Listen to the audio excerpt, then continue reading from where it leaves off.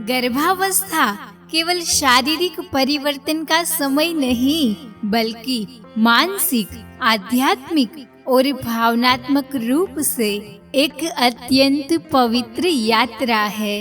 इस दौरान माँ जिस प्रकार की भावनाएं और विचार रखती है, उसका प्रभाव गर्भस्थ शिशु पर पड़ता है। इसीलिए इस समय में शुभ संकल्प, सकारात्मक ऊर्जा और दिव्य आशीर्वाद अत्यंत आवश्यक होते हैं। भगवान श्री कृष्ण केवल लीला पुरुषोत्तम नहीं, बल्कि प्रेम, करुणा, शक्ति और धर्म के प्रतीक भी है। जब माता देवकी और यशोदा ने कृष्ण को अपनी गोद में पाया, तो उनके जीवन का हर क्षण दिव्यता से भर गया। उसी प्रकार हर माता यह कामना कर सकती है कि उनके संतान भी श्री कृष्ण के गुणों को धारण करे। सुंदरता, तेजस्विता, बुद्धिमता, परोपकार और धर्मपरायणता। यह प्रार्थना विशेष रूप से उन माताओं के लिए है जो गर्भ धारण की इच्छा रखती है या गर्भावस्था के दौरान अपनी संतान के लिए श्रेष्ठ संस्कार, सद्गुण और दिव्यता की प्रार्थना करना चाहती है। यह केवल एक निवेदन नहीं, बल्कि एक आध्यात्मिक संकल्प है कि संतान सच्चरित्र, साहसी, न्यायप्रिय और भक्ति भाव से युक्त हो। कई माताओं ने इस प्रार्थना का लाभ अनुभव किया है और अब आप भी श्रद्धा भाव से इसे अपना सकती है। कृष्ण जैसी संतान के लिए माँ की श्री कृष्ण से अंतःकरण से प्रार्थना।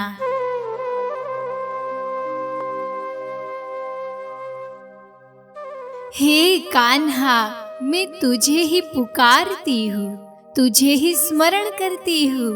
मेरी गोद में भी तेरे जैसी सुंदर, तेजस्वी और चंचल संतान हो, जिसके घुंघराले बाल हो, जिसने गले में तुलसी की माला पहनी हो, जिसके मुख पर सदैव शरारत भरी मुस्कान हो।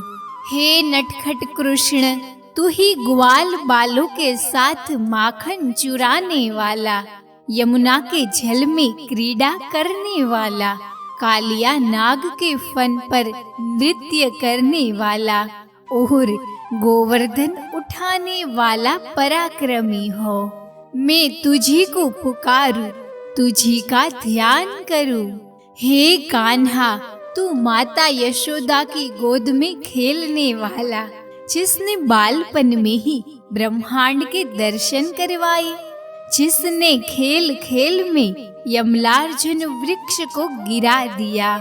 हे वंशीधर, मैं तेरे ही समान संतान की कामना करती हूँ। हे कृष्ण, तेरा रूप नील कमल के समान मनोहर है। तेरे चरण कमल की पूजा स्वयं देवगण करते हैं, जो संपूर्ण ब्रह्मांड का पालनहार है। हे प्रभु, मुझे भी तुझ जैसा पुत्र प्रदान कर, जो दिव्यता और सात्विकता से परिपूर्ण हो। हे गोविंद, तूने अर्जुन को गीता का ज्ञान दिया, तू धर्म का मार्ग दिखाने वाला है। हे माधव, मेरी संतान भी धर्म परायण हो, जिसके भीतर ज्ञान, विवेक और प्रेम का संचार हो। हे गोपाल, तूने अनेक अवतारों में आकार भक्तों का कल्याण किया। मेरी संतान भी तुझ जैसी सद्गुणी, परोपकारी और निर्भय बने। वह सच्चाई की राह पर चले, अन्याय से लड़े और अपने कर्मों से दुनिया को प्रकाशमान करे। हे प्रभु, तेरा रूप मोहक है, तेरा नाम अमृत के समान है। मैं तुझे ही नमन करती हूँ, तुझे ही सुमिरन करती हूँ।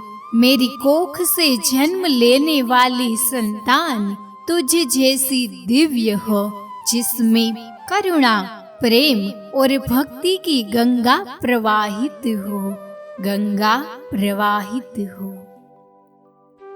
इस प्रार्थना को नित्य करना अत्यंत शुभकारी होता है।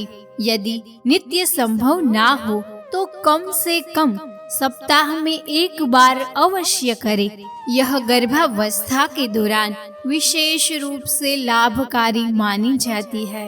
आप अपने शिशु में कौन से गुण लाना चाहती है, कमेंट में जरूर लिखें। सभी माताओं को सादर प्रणाम एवं धन्यवाद।